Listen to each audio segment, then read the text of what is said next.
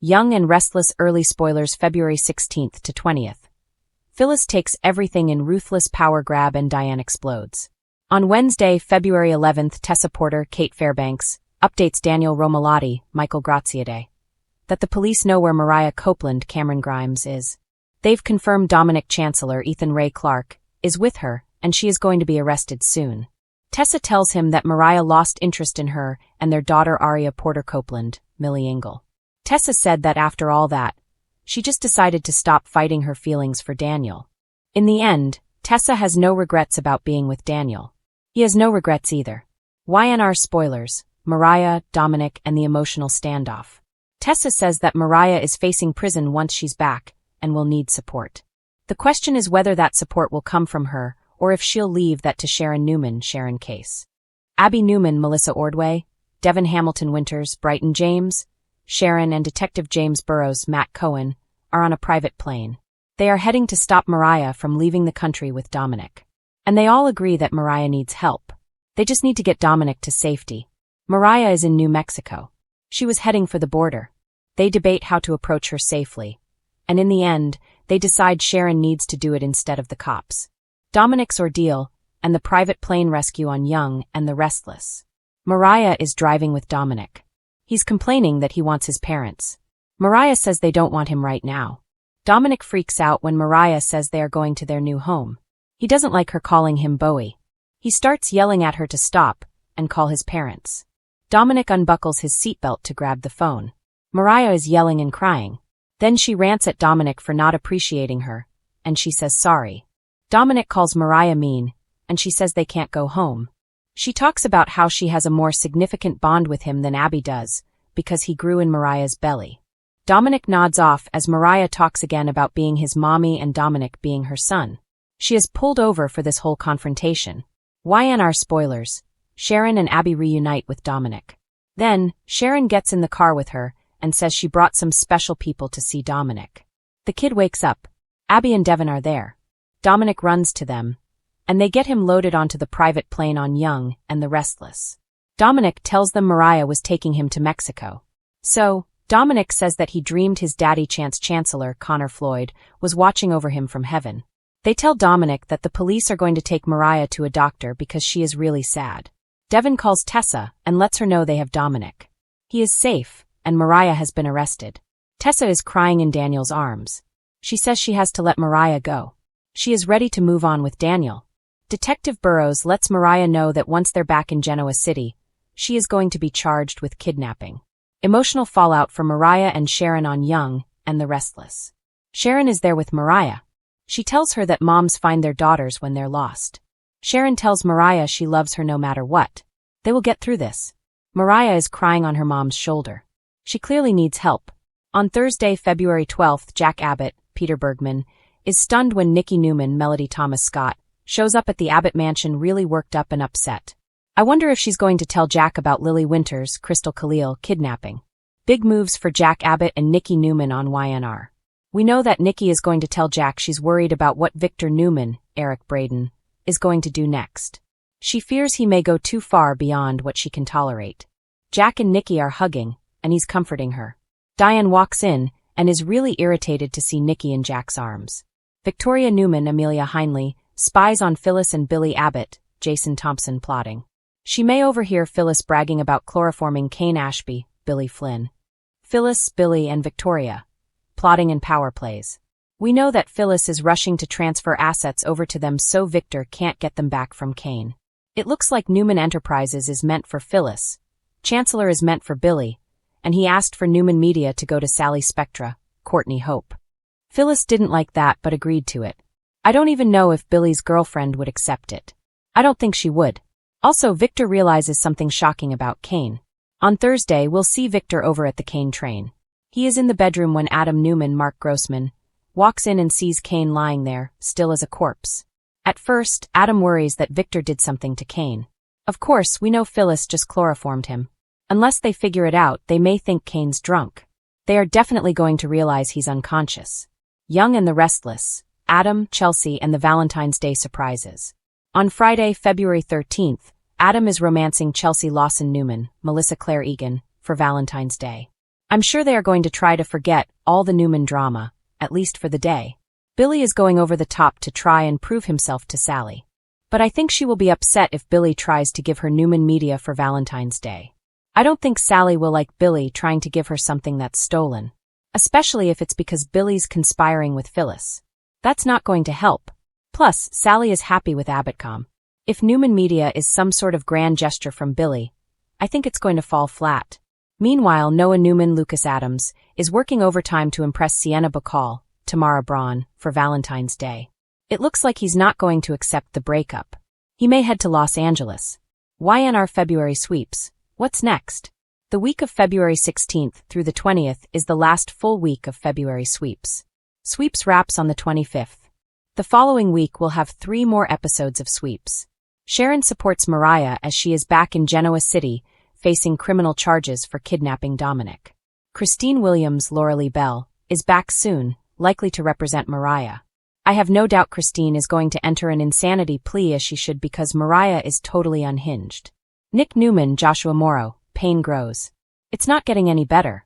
He's going to be out of his prescription pills soon that he and Sharon got from the doctor.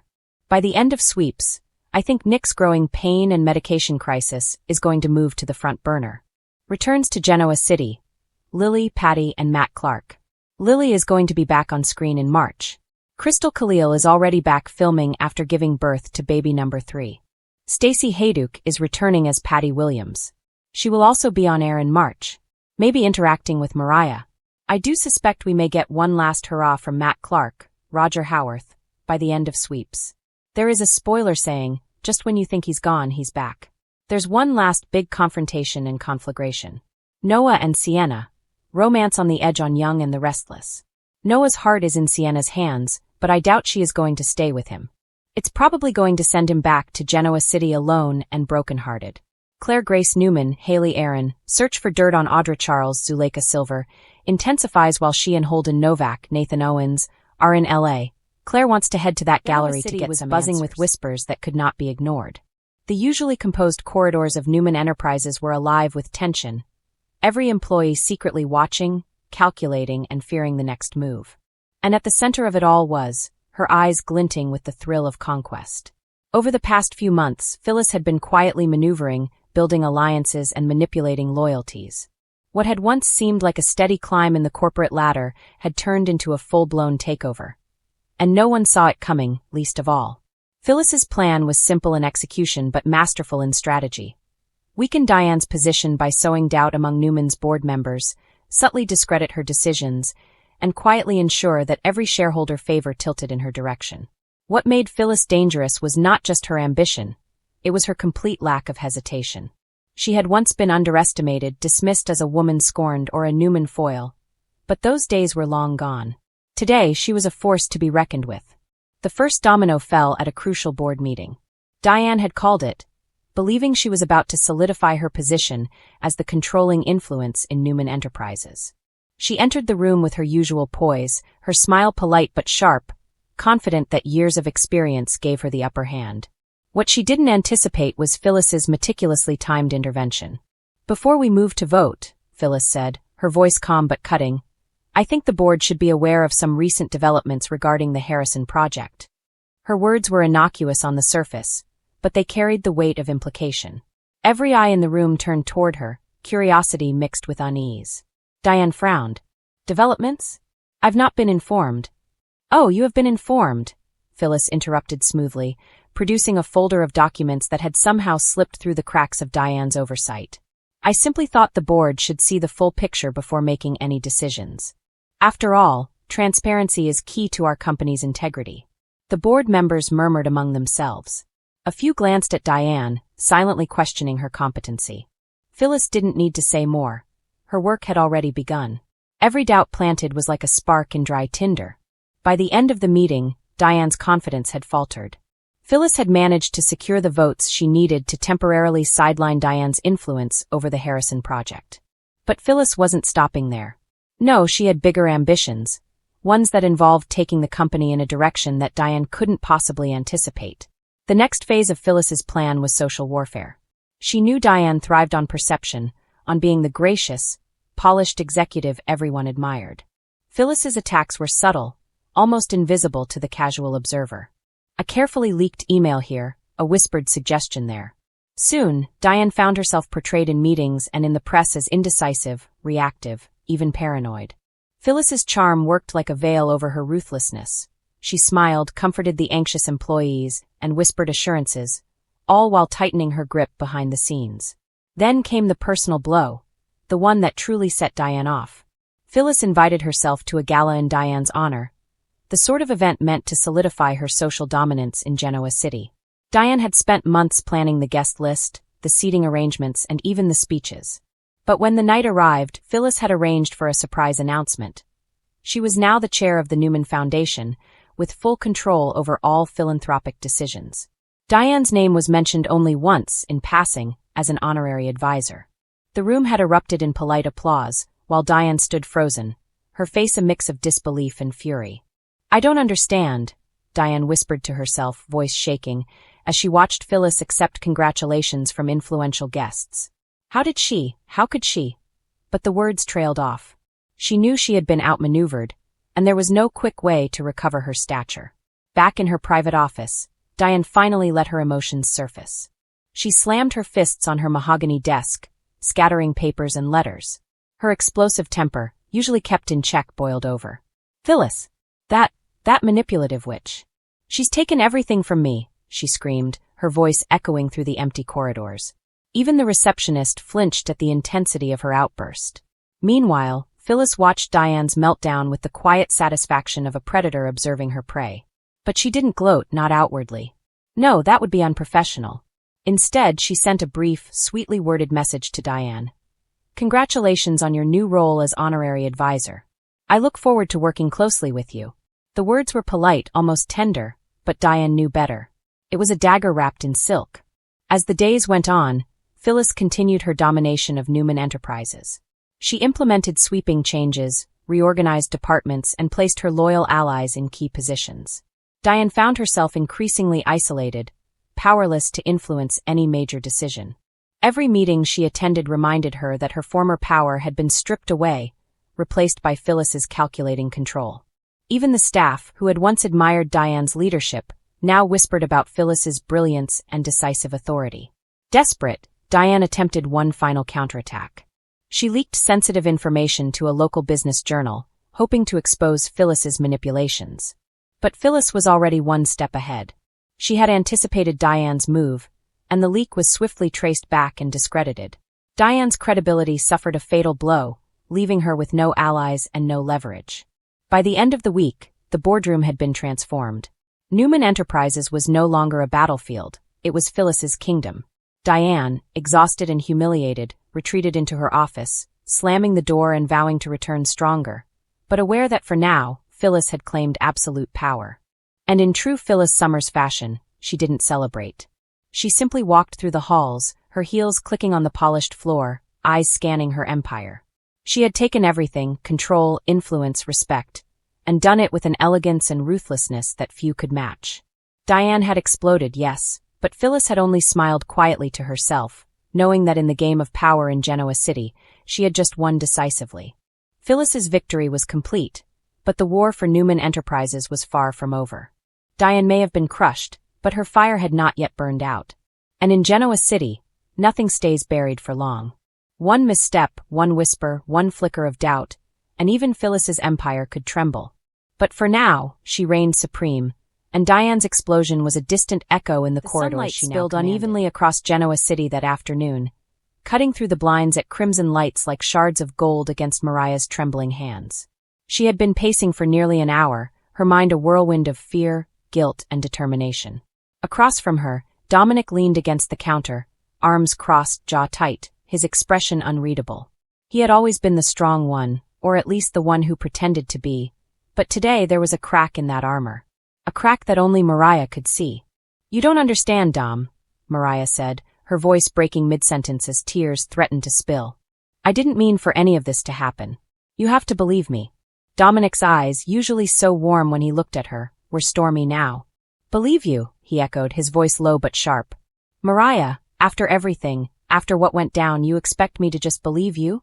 His words were a dagger, but they didn't hurt as much as the silence that followed, the pause that screamed louder than any accusation.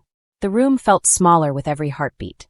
Mariah wanted to reach out to close the distance between them, but she froze, knowing that one wrong step could push Dominic further away than she had ever been.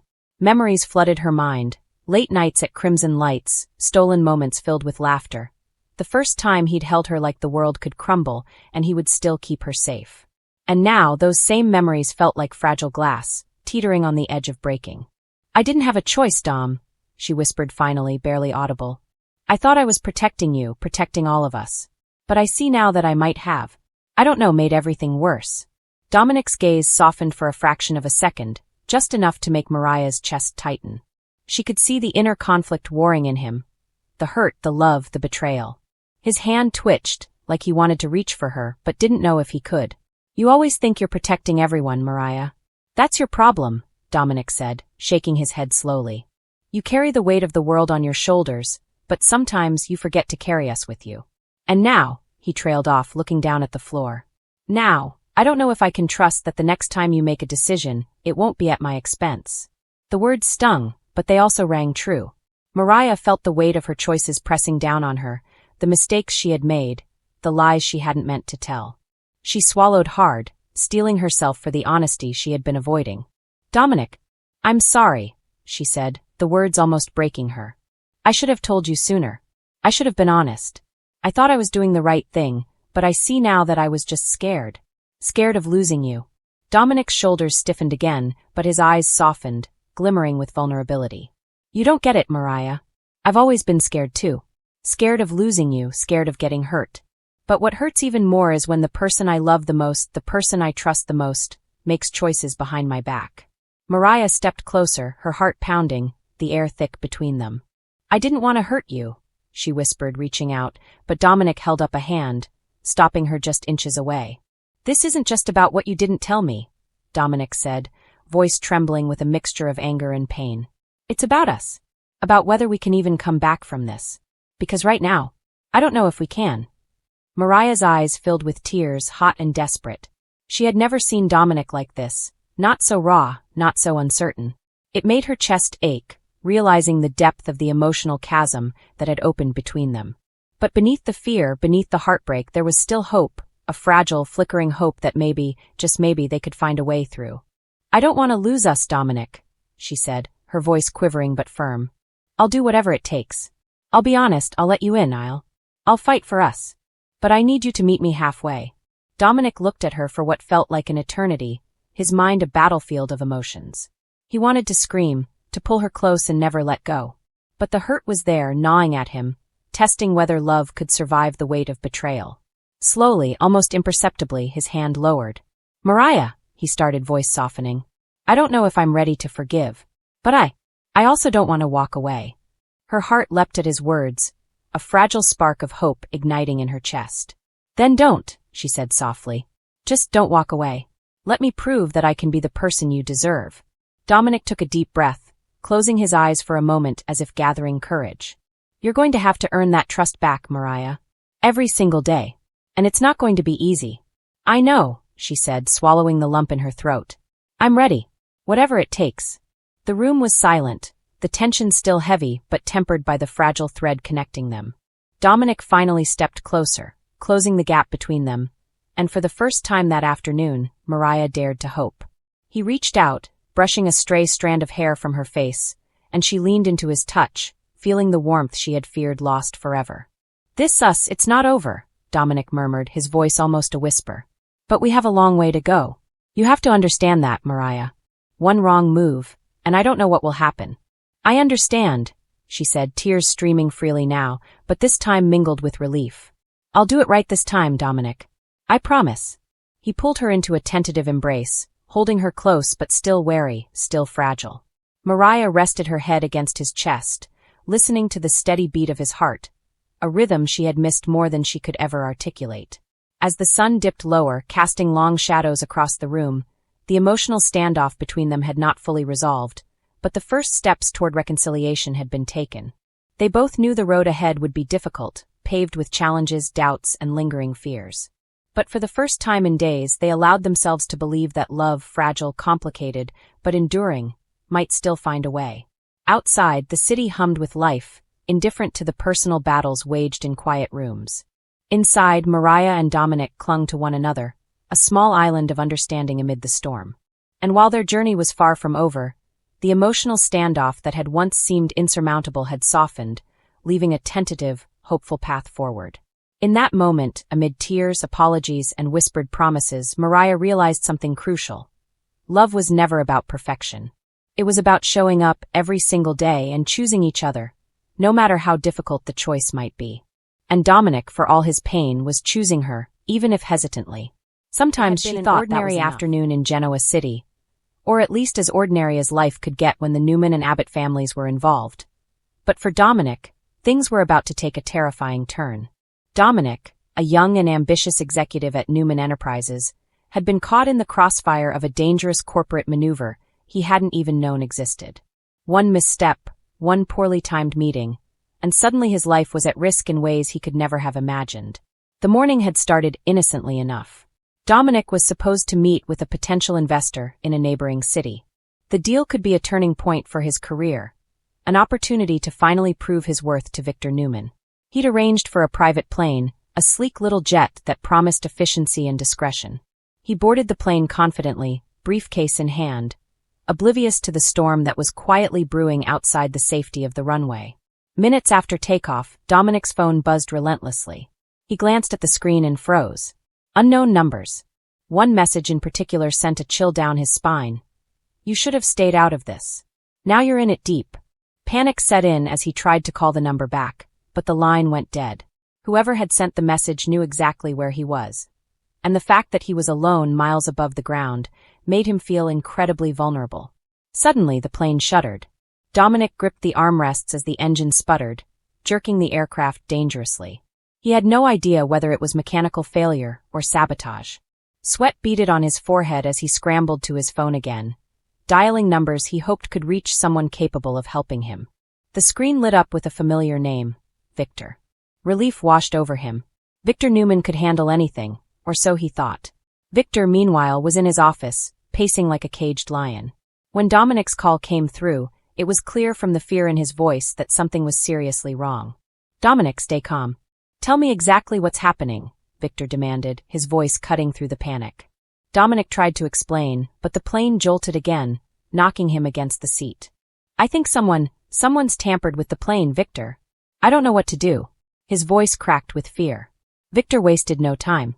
He contacted Sharon, who was already familiar with Dominic from previous company meetings, and together they sprang into action. Sharon's calm demeanor contrasted sharply with Victor's intensity, and her strategic thinking became crucial.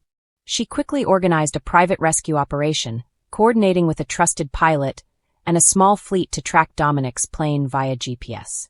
Every second counted, and Victor knew that a single misstep could end in disaster. Up in the air, Dominic tried to regain composure. He unbuckled his seatbelt, trying to inspect the engine, but the cramped cockpit and unfamiliar controls made it impossible. The fear gnawed at him, but he reminded himself he had to stay sharp. Panic would only make the situation worse. The messages he'd received flashed in his mind, and he realized that someone didn't just want to stop the deal, they wanted him gone. The realization was chilling. He wasn't just in danger, he was a target. Back on the ground, Sharon's calm voice guided the pilot over the radio. "Maintain distance, but keep visual contact. We need to get him on the ground safely. No heroics, our priority is Dominic." The pilot nodded, maneuvering carefully. Time seemed to stretch endlessly as the plane's engine sputtered again, throwing Dominic against the console. He felt helpless, trapped hundreds of feet in the air with no guarantee he would survive. Just as the plane's engine began to fail completely, the sound of another jet approaching caught Dominic's attention. It was the rescue plane, sleek and precise, cutting through the sky like a guided arrow. Dominic's heart leapt. He had never felt such relief mixed with terror in his life. The plan was risky. He would have to transfer from his failing plane to the rescue aircraft mid-flight. Every detail mattered. One wrong move, and he would plummet to the ground. Sharon's voice came through again, clear and steady. "Dominic, listen to me. We're coming for you. You need to trust us. When the time comes, I'll guide you through the transfer. Stay calm." Dominic nodded, though she couldn't see him. He had to trust her. For the first time, he allowed a sliver of hope to enter his mind. The rescue sequence was precise, almost surgical. The pilot maneuvered alongside Dominic's failing plane, keeping a steady altitude despite turbulence. Dominic felt the wind battering the fuselage as he climbed onto the small platform that had been extended from the rescue aircraft. Every muscle in his body tensed with fear.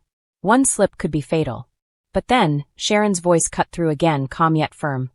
"You've got this, Dominic. Just a little more. Keep moving."